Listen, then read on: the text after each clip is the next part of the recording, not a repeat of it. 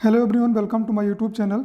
दोस्तों, इस वीडियो में हम नवोदय विद्यालय समिति में आई हुई इलेक्ट्रीशियन कम प्लम्बर पोस्ट के स्पेसिफिक नॉलेज का सेट नंबर 5 सॉल्व करने वाले हैं। दोस्तों, मैं आपको बता दूं कि मैंने इस चैनल पर 4 सेट अवेलेबल करा दिया है। यदि आपने चारों प्रैक्टिस सेट नहीं किया है तो आप जाकर चैनल पर ज़रूर करें, क्योंकि ये सारे क्वेश्चन आपके एग्जाम के लिए काफ़ी हेल्पफुल साबित होने वाले हैं। दोस्तों, क्वेश्चन शुरू करने से पहले पिछली वीडियो की तरह ही मैं इसमें करने वाला हूँ। मैं क्वेश्चन पढ़ूंगा, क्वेश्चन पढ़ने के बाद ऑप्शन पढ़ूंगा। ऑप्शन के बाद आपको 2 से 3 सेकंड का टाइम दिया जाएगा, उसमें आपको अपना आंसर एक पेज पे लिखना है। उसके बाद आपको मेरे द्वारा बताए गए सही आंसर से उसको मिलान करना है। उसके बाद आप वीडियो के लास्ट में कमेंट करके हमें बताएं कि आपने कितने क्वेश्चन का आंसर सही किया। तो चलिए वीडियो को शुरू करते हैं। पहला क्वेश्चन दिया गया है, फ्यूज सामग्री के रूप में निम्नलिखित में से किसका प्रयोग नहीं किया जाता है। तो यहाँ पे आपको बताना है कि कौन सी सामग्री का यूज़ फ्यूज बनाने के लिए नहीं किया जाता है। पहला ऑप्शन है कार्बन, सिल्वर, कॉपर, एल्यूमिनियम। तो यहाँ पे आपको राइट आंसर बताना है। इसका राइट आंसर होगा कार्बन। ठीक है, अगला क्वेश्चन देखते हैं। इलेक्ट्रोप्लेटिंग के लिए किस प्रकार की बिजली सप्लाई का होना आवश्यक है। ऑप्शन दिया गया है AC voltage, DC voltage, low frequency AC voltage या फिर इनमें से कोई भी। इसका राइट आंसर है डीसी वोल्टेज। ठीक है, इलेक्ट्रोप्लेटिंग के लिए डीसी वोल्टेज का होना आवश्यक होता है। अगला क्वेश्चन है, ट्रांसफार्मर की प्राइमरी और सेकेंडरी वाइंडिंग के बीच इंसुलेशन प्रतिरोध कितना होता है। ऑप्शन दिया गया है इन्फिनाइट, 0, 1 किलो ओम या फिर 100 किलो ओम। तो इसका राइट आंसर क्या होगा? इसका राइट आंसर होगा इन्फिनाइट। ठीक है, अगला क्वेश्चन, निम्न में से घरेलू फ्रिज में प्रयोग की जाने वाली मोटर कौन सी है या कौन सी होती है।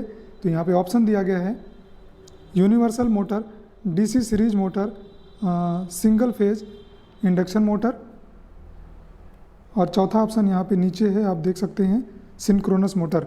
तो यहाँ पे आपको बताना है कि घरेलू फ्रिज में कौन सी मोटर यूज़ की जाती है। तो इसका राइट आंसर आपको बताना है। इसका राइट आंसर होगा सिंगल फेज इंडक्शन मोटर। ठीक है, अगला क्वेश्चन देख लेते हैं। कमर्शियल तौर पर सिंगल फेज मोटर कितनी शक्ति का बनाई जाती है या कितनी शक्ति तक बनाई जाती है। तो यहाँ पे आपका ऑप्शन दिया गया है 10 horsepower, 2 horsepower, 5 horsepower या फिर 1 हार्स पावर। ठीक है, तो यहाँ पे आपको बताना है कि कॉमर्शियल तौर पे जो हमारी सिंगल फेज इंडक्शन मोटर होती है वो कितने हार्स पावर तक की बनाई जाती है। तो इसका राइट आंसर आपको बताना है। इसका राइट आंसर होगा 2 हार्स पावर। ठीक है, अगला क्वेश्चन देख लेते हैं। निम्नलिखित में से वैक्यूम क्लीनर के लिए किस प्रकार के मोटर का प्रयोग किया जाता है। ऑप्शन दिया गया है DC series motor, universal motor, synchronous motor या फिर इनमें से कोई भी। ठीक है, तो वैक्यूम क्लीनर में किस प्रकार के मोटर का उपयोग किया जाता है, यहाँ पे आपको आंसर बताना है। इसका राइट आंसर होगा synchronous motor. Option number C सही होगा। अगला क्वेश्चन देख लेते हैं। जीने की वायरिंग के लिए निम्नलिखित में से किस प्रकार की स्विच का प्रयोग किया जाता है। तो इसका आंसर लगभग सभी को पता होगा। ऑप्शन देख लेते हैं, 1 base switch, 2 base switch, intermediate switch या फिर डीपी स्विच। ठीक है, तो इसका राइट आंसर आपको बताना है। इसका राइट आंसर है जीने की वायरिंग के लिए 2 बेस स्विच का प्रयोग किया जाता है। ठीक है, अगला क्वेश्चन देख लेते हैं। धारिता की इकाई होती है। तो यहाँ पे ऑप्शन दिया गया है वोल्ट, एम्पियर, ओम या फिर फैरेड। तो यहाँ पे धारिता की इकाई आपको बताना है। तो इसका राइट आंसर है फैरेड। ऑप्शन नंबर डी सही होगा। अगला क्वेश्चन देख लेते हैं। दोस्तों, आप लोग अपना आंसर पेज पे ज़रूर लिखते हुए चलिएगा, ताकि आपको आइडिया लग सके कि आपकी तैयारी किस लेवल तक हो चुकी है। ठीक है, अगला क्वेश्चन देख लेते हैं। इसमें दिया गया है एक स्विच को फ़ोन किए जाने पर छत का पंखा यदि यहाँ पे ऑन होगा, आप लोग ऑन कर लीजिएगा। एक स्विच को यदि ऑन किए जाने पर छत का पंखा यदि कम चाल से उसी दिशा में घूमना शुरू कर दे तो क्या समझना चाहिए। ठीक है, मतलब स्विच ऑन किया जा रहा है और छत का पंखा स्लो चल रहा है। ठीक है, तो क्या प्रॉब्लम हो सकती है। यहाँ पे ऑप्शन दिया गया है आपका बाइंडिंग जल गई है, कैपेसिटर ख़राब हो गया है, बेयरिंग घिस गई है या फिर कोई भी। तो इसका राइट आंसर आपको बताना है। इसका राइट आंसर होगा कैपेसिटर ख़राब हो गया है, ठीक है। ऑप्शन नंबर बी सही होगा। अगला क्वेश्चन देख लेते हैं। रोटर रेजिस्टेंस स्टेटर का प्रयोग निम्न में से किया जाता है। तो यहाँ पे रोटर रेजिस्टेंस स्टेटर का प्रयोग कहाँ पे, स्टार्टर का प्रयोग कहाँ किया जाता है? ऑप्शन दिया गया है synchronous motor, DC motor, universal motor या फिर स्लिप रिंग इंडक्शन मोटर, ठीक है। तो यहाँ पे राइट आंसर क्या होगा? तो यहाँ पे इसका राइट आंसर होगा कि रोटर रेजिस्टेंस स्टार्टर का प्रयोग स्लिप रिंग इंडक्शन मोटर में किया जाता है, ठीक है। ऑप्शन नंबर डी सही होगा। अगला क्वेश्चन देख लेते हैं। निम्नलिखित में से अर्थिंग किसकी सुरक्षा के लिए किया जाता है? तो यहाँ पे पूछा जा रहा है कि अर्थिंग किसकी सुरक्षा के लिए होता है। ऑप्शन दिया गया है मशीन के लिए, मानव के लिए, अप्लायंसेस के लिए या फिर ट्रांसमिशन लाइन के लिए, ठीक है। तो यहाँ पे आपका राइट आंसर क्या होगा? यहाँ पे इसका राइट आंसर होगा मानव के लिए, ठीक है। ऑप्शन नंबर बी सही होगा। अगला क्वेश्चन, एचआरसी फ्यूज का प्रयोग किया जाता है। तो यहाँ पे आपको बताना है एचआरसी फ्यूज का उपयोग कहाँ किया जाता है। सिंगल फेज सिस्टम में, डबल फेज सिस्टम में या फिर 3 फेज सिस्टम में या फिर सभी में, ठीक है। तो यहाँ पे आपको राइट आंसर बताना है। इसका राइट आंसर होगा 3 फेज सिस्टम में, ठीक है। ऑप्शन नंबर सी सही होगा। अगला क्वेश्चन देख लेते हैं। निम्नलिखित में से ऊर्जा की खपत किस यंत्र के द्वारा मापी जाती है? तो ऑप्शन दिया गया है energy meter, wattmeter, voltmeter या फिर फ्रीक्वेंसी मीटर। तो इसका राइट आंसर आपको बताना है। इसका राइट आंसर होगा energy meter. Option number A सही होगा। अगला क्वेश्चन देख ले रहे हैं।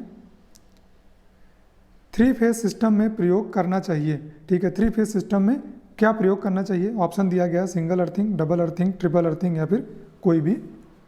तो यहाँ पे इसका राइट आंसर आपको बताना है। इसका राइट आंसर होगा डबल अर्थिंग, ठीक है। ऑप्शन नंबर बी सही होगा। अगला क्वेश्चन, यूनिवर्सल मोटर किस सप्लाई पर चल सकती है? ऑप्शन दिया गया है only AC, only DC, AC and DC both या फिर नन ऑफ दीज, ठीक है। तो यूनिवर्सल मोटर किस सप्लाई पे चल सकती है? यहाँ पे आपको राइट आंसर बताना है। इसका राइट आंसर होगा एसी और डीसी दोनों पे, ठीक है। ऑप्शन नंबर सी सही होगा। अगला क्वेश्चन देख लेते हैं। निम्नलिखित में से ट्रांजिस्टर का भाग कौन सा नहीं है? ऑप्शन दिया गया है कलेक्टर, इमिटेटर, एनोड या फिर बेस। तो यहाँ पे इसका राइट आंसर क्या होगा? यहाँ पे इसका राइट आंसर है एनोड, ठीक है। ट्रांजिस्टर में एनोड जो है ये ट्रांजिस्टर का भाग नहीं होता है। अगला क्वेश्चन देख लेते हैं। क्वेश्चन नंबर 17 है। ट्रांसफार्मर का कोर बनाने के लिए उपयुक्त सामग्री क्या होती है? ऑप्शन दिया गया है cold rolled grain oriented steel, cast steel, iron या फिर नन ऑफ दीज, ठीक है। तो यहाँ पे इसका राइट आंसर क्या होगा? इसका राइट आंसर होगा cold rolled grain oriented steel. Option number A सही होगा। अगला क्वेश्चन देख ले रहे हैं। सुरक्षा के दृष्टिकोण से स्विच को किस में लगाना चाहिए?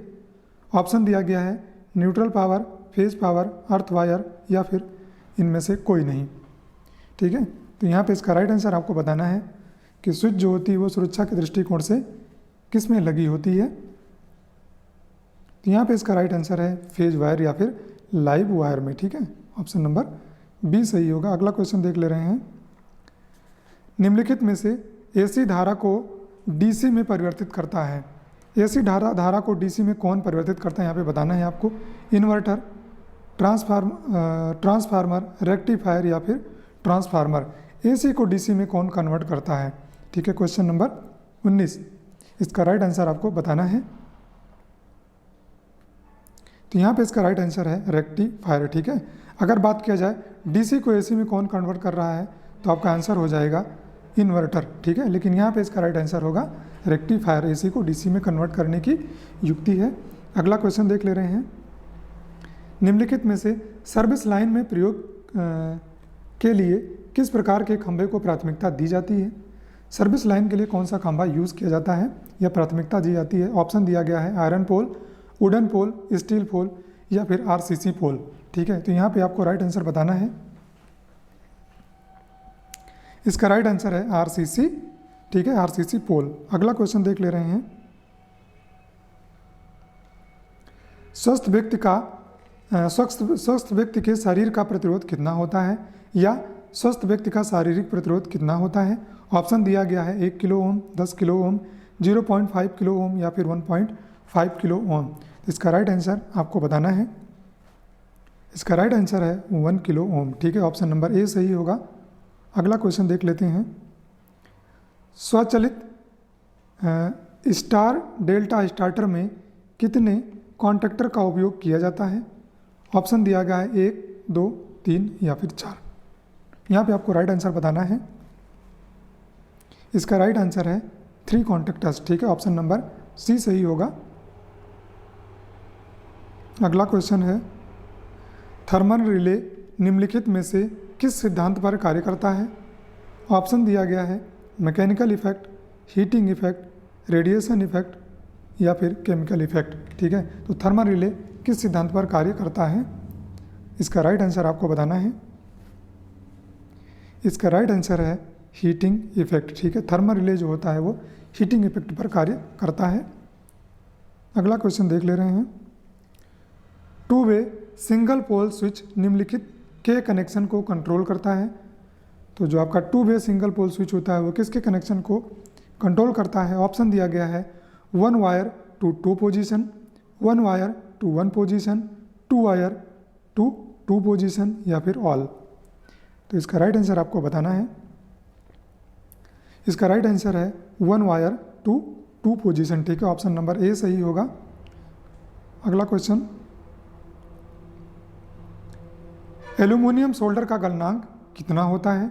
यहाँ आपको बताना है कि एल्यूमिनियम सोल्डर का गलनांक कितना होता है। तो यहाँ पे ऑप्शन दिया गया है 100 से 200 डिग्री सेल्सियस, 150 से 250 डिग्री 215 डिग्री सेल्सियस, 170 से 215 डिग्री सेल्सियस। अगला है 175 से 250 डिग्री सेल्सियस। अगला है 300 से 500 डिग्री सेल्सियस। ठीक है, तो यहाँ पे आपको राइट आंसर बताना है। इसका राइट आंसर है 170 से 215 डिग्री सेल्सियस। आप लोग इसको याद रखिएगा, ये थोड़ा क्वेश्चन आपके लिए इंपॉर्टेंट हो जाता है। ठीक है, अगला क्वेश्चन देख लेते हैं। हिस्टेरेसिस और भंवरधारा हानियाँ निम्नलिखित में से किस में न्यूनतम होती हैं। ऑप्शन दिया गया है MC instrument, dynamometer, MI instrument या फिर ऑल। ठीक है, तो यहाँ पे आपको राइट आंसर बताना है। इसका राइट आंसर है डायनमोमीटर। ऑप्शन नंबर बी सही होगा। अगला क्वेश्चन है, इनमें से कौन सी एक मोटर सबसे सस्ती होती है। तो यहाँ पे 3-4 ऑप्शन दिए गए और आपको बताना है कि कौन सी मोटर सबसे सस्ती होती है। ऑप्शन दिया गया है capacitor start motor, double capacitor motor, capacitor run motor या फिर सभी। तो इसका राइट आंसर क्या होगा। इसका राइट आंसर होगा capacitor start motor. Option number A सही होगा। अगला क्वेश्चन, स्लिप रिंग मोटर में रोटर करंट फ्रीक्वेंसी निम्नलिखित में से किस पर निर्भर करती है। ऑप्शन दिया गया है स्लिप की मात्रा पर, प्रेरक प्रतिघात पर, पोल पर या फिर सभी पर। तो इसमें आपको बताना है कि स्लिप रिंग इंडक्शन मोटर में रोटर करंट फ्रीक्वेंसी किस बात पर निर्भर करती है या किस पर निर्भर करती है। यहाँ पे आपको राइट आंसर बताना है। दोस्तों इसका राइट आंसर होगा स्लिप की मात्रा पर। ऑप्शन नंबर ए सही होगा। अगला क्वेश्चन देख लेते हैं। विद्युत का सबसे अच्छा चालक निम्न में से कौन सा है। ऑप्शन दिया गया है कॉपर, एल्यूमिनियम, सिल्वर या फिर आयरन। यहाँ पे राइट आंसर आपको बताना है। इसका राइट आंसर है सिल्वर। ठीक है, ऑप्शन नंबर सी सही होगा। अगला क्वेश्चन, किसी बैटरी की अत्यधिक चार्ज होने पर निम्नलिखित क्या परिणाम होते हैं। ऑप्शन दिया गया है बैटरी का आंतरिक प्रतिरोध बढ़ने लगता है, धनात्मक प्लेट पर लेड ऑक्साइड से धनात्मक प्लेट लेड ऑक्साइड में संचारित होने लगती है जिससे कि वह कमज़ोर पड़ जाती है, इनमें से दोनों या इनमें से कोई नहीं। तो आपको यहाँ पे बताना है कि अगर बैटरी अत्यधिक चार्ज हो गई तो इसमें से क्या हो जाएगा बैटरी में। तो इसका राइट आंसर है धनात्मक प्लेट लेड ऑक्साइड में संचारित होने लगती है जिससे कि वह कमज़ोर हो जाती है या कमज़ोर होने लगती है। अगला क्वेश्चन है, ट्रांसफार्मर में सबसे उपयुक्त विद्युत रोधी तरल कौन सा होता है? ऑप्शन दिया गया है वार्निश, पानी, खनिज तेल या फिर क्रूड ऑयल। तो इस क्वेश्चन का आंसर लगभग सभी को पता होगा, तो चलिए जल्दी से इसका राइट आंसर टिक कर लीजिए। इसका राइट आंसर है खनिज तेल, ऑप्शन नंबर सी सही होगा। अगला क्वेश्चन है, लेड एसिड बैटरी में चार्जिंग के दौरान निम्नलिखित में से किस में वृद्धि होती है? ऑप्शन दिया गया है terminal voltage, specific gravity of acid, ठीक है, वेट ऑफ बैटरी या फिर वेट ऑफ प्लेट। ठीक है, तो यहाँ पे इसका राइट आंसर आपको बताना है। इसका राइट आंसर होगा स्पेसिफिक ग्रेविटी ऑफ एसिड। ठीक है, ऑप्शन नंबर बी सही होगा। यहाँ पे सी आ गया है, यहाँ पे बी कर लीजिएगा आप लोग। अगला क्वेश्चन, कहने का मतलब है कि अम्ल का जो घनत्व है वो बढ़ने लगता है। ठीक है, अगला क्वेश्चन, क्वेश्चन नंबर 33 दिया गया है, ट्यूबलाइट परिपथ में उच्च वोल्टेज का प्रभाव निम्नलिखित किसके द्वारा उत्पन्न होता है?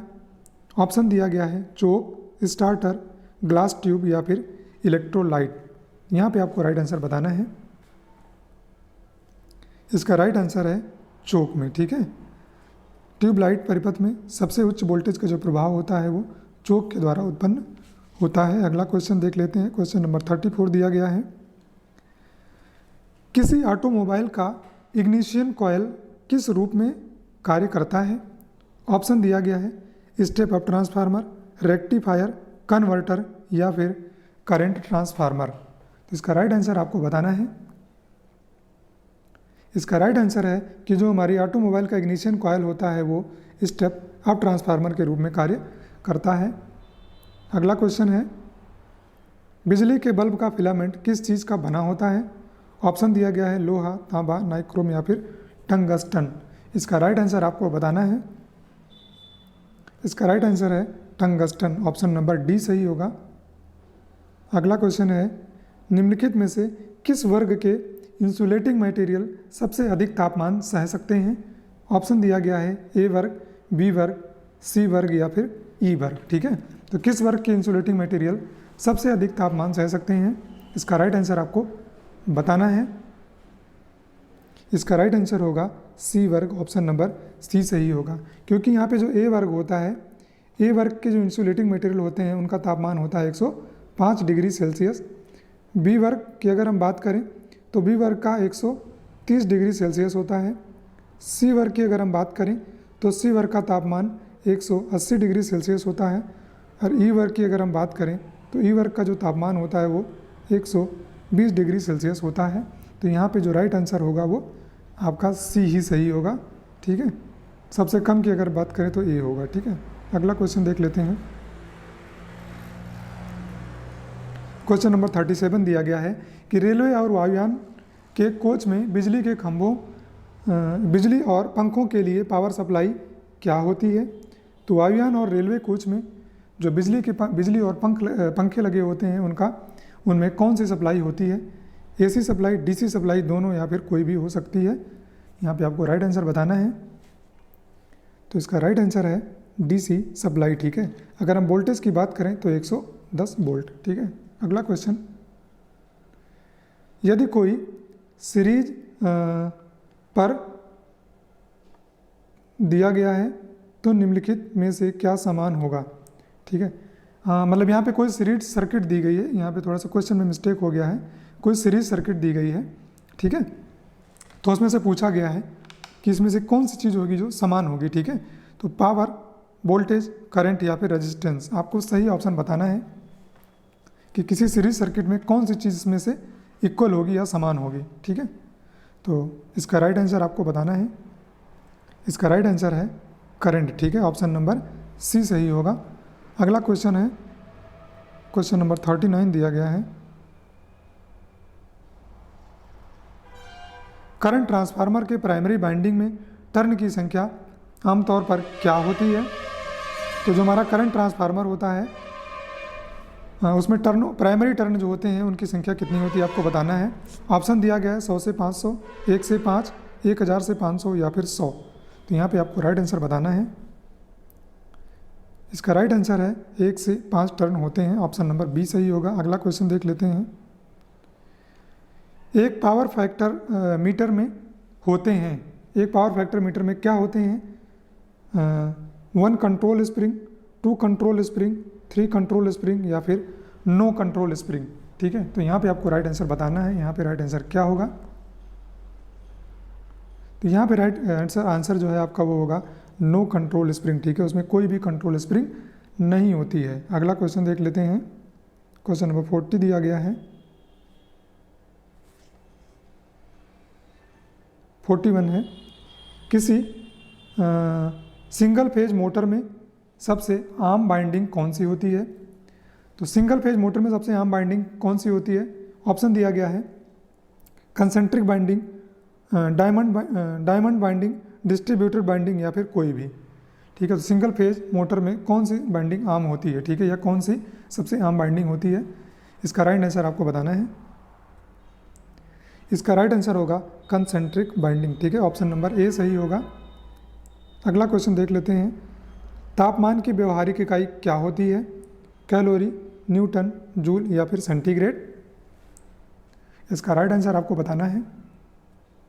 इसका राइट आंसर है तापमान की व्यवहारिक इकाई कैलोरी होती है, ऑप्शन नंबर ए सही होगा। अगला क्वेश्चन देख लेते हैं। क्वेश्चन नंबर 43 देख लेते हैं। लेड एसिड बैटरी को किस वोल्टेज से नीचे डिस्चार्ज नहीं किया जाना चाहिए? ऑप्शन दिया गया है 2 वोल्ट, 1.8 वोल्ट, 1.5 वोल्ट या फिर 2.1 वोल्ट। तो यहाँ पे इसका राइट आंसर आपको बताना है। इसका राइट आंसर होगा 1.8 वोल्ट। ठीक है, अगला क्वेश्चन देख लेते हैं। किस भवन में क्यू ट्रैप का उपयोग नहीं किया जाता है? ऑप्शन दिया गया है भूतल, प्रथम तल, द्वितीय तल या फिर तृतीय तल।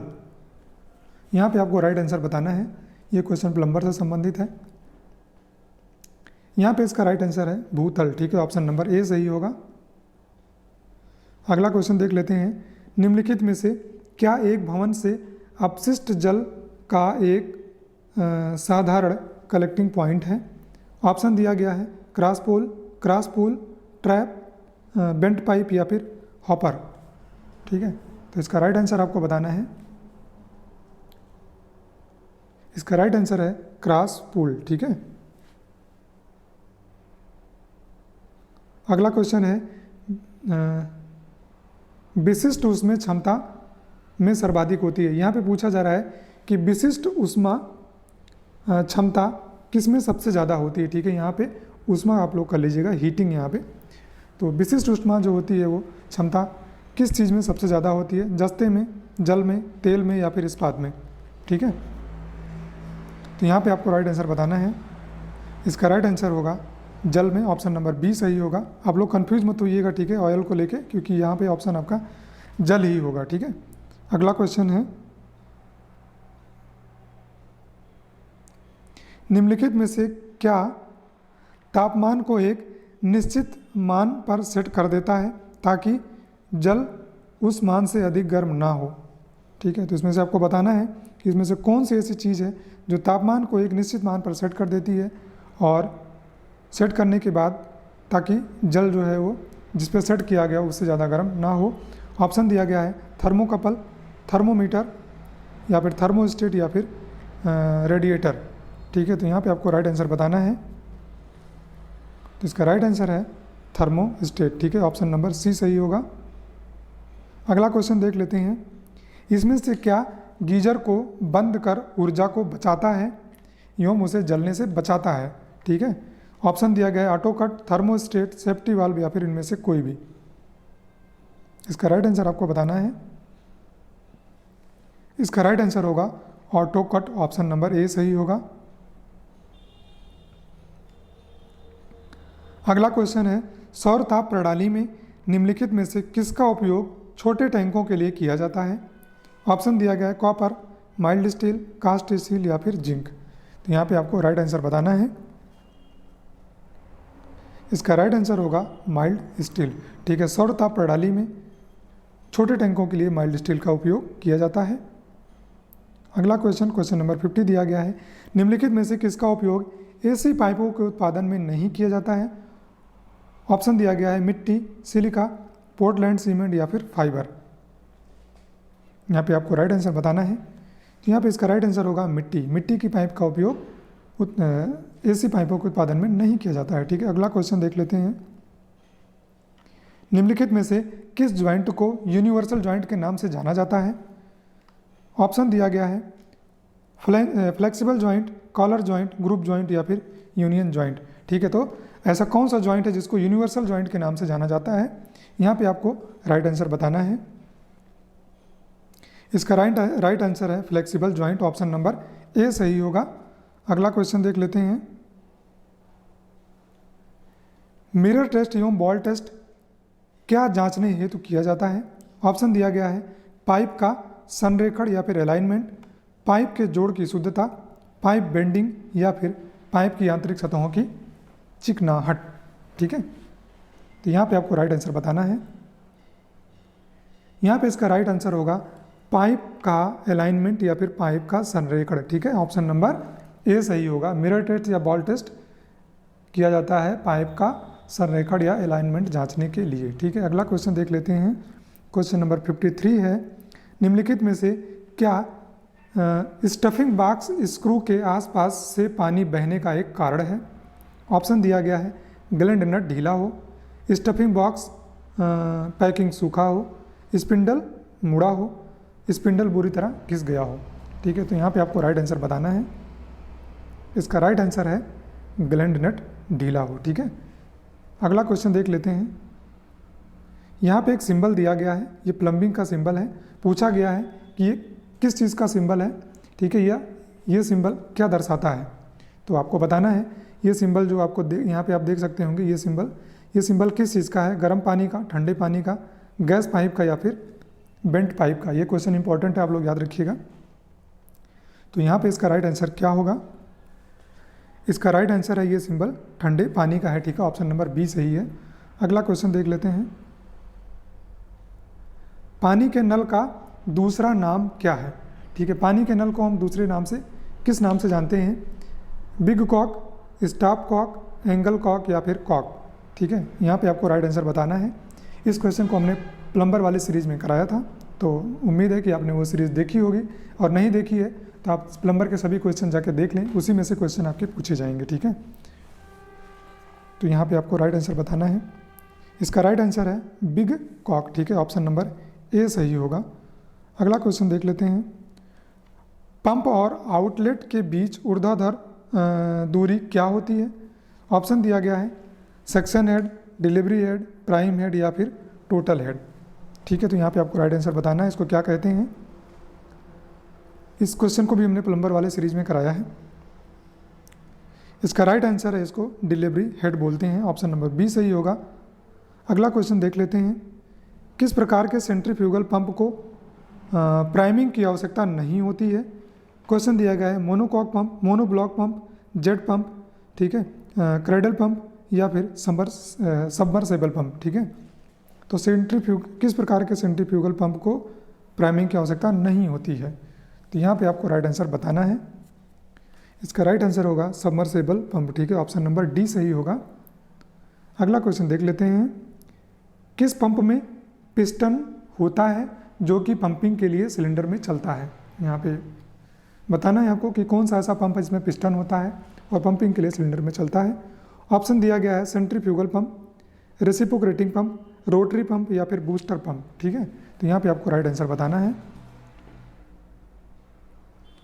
इसका राइट आंसर है reciprocating pump, option number B सही होगा। अगला क्वेश्चन है, क्वेश्चन नंबर 59 है। हैंडपंप के लिए अधिकतम सक्शन सीमा क्या है? इसका राइट आंसर, इसका ऑप्शन दिया गया है 8 मीटर, 19 मीटर, 6 मीटर या फिर 4 मीटर। ठीक है, तो हैंडपंप के लिए अधिकतम सक्शन सीमा क्या होती है? इसका राइट आंसर आपको बताना है। इसका राइट आंसर है 6 मीटर, ऑप्शन नंबर सी सही होगा। ठीक है दोस्तों, आप लोग कमेंट करके ज़रूर बताइएगा कि आपने कितने क्वेश्चन सही किए। अगला क्वेश्चन है question number 60। Pneumatic pressure system में किस पंप का प्रयोग किया जाता है? ऑप्शन दिया गया jet pump, centrifugal pump, reciprocating pump या फिर बूस्टर पंप। इसका राइट आंसर आपको बताना है। इसका राइट आंसर है रेसिप्रोकेटिंग पंप। तो दोस्तों आज की वीडियो में इतना ही। वीडियो आपको अच्छी लगी हो तो वीडियो को हमें कमेंट करके हमें ज़रूर बताइएगा और अपनी तैयारी आप लोग अच्छे से करिए, आपका सिलेक्शन ज़रूर होगा। मिलते हैं अगली वीडियो में, तब तक के लिए धन्यवाद।